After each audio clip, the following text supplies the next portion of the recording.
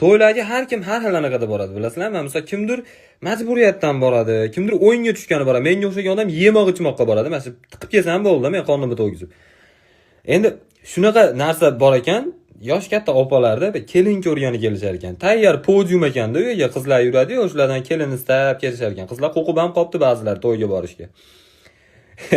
O'tashni qizi voqea bo'ldi. Haligi joyda turibman, haligi to'yda markaziy banki bo'ladigan joy bor-ku, bitta baquvvat ovozi ham baland holda o'tiradigan joy. Hali kelgan sevatga qarab, ichidagi narsasiga qarab narsa solib beriladigan joy bor-ku, bilasizlar? Endi yeydigan narsalar hammasi ashidaligi uchun shu yaqinroq joyda turibman, bitta opa oldimda turibdi. Bitta qiz shunday o'tdi. Rosa kelin qiladigan qiz bo'lib qopti-a dedi. Qarang, bo'ylari yetib bir surishtirib, akangizga anaqa qilsak bo'lar ekan dedi. Opa dedim, siz bu to'yda egalariga kim bo'lasiz dedim. Desamki, voy biz ham qarindoshimiz, prosta tak kelganimiz yo'q deydi.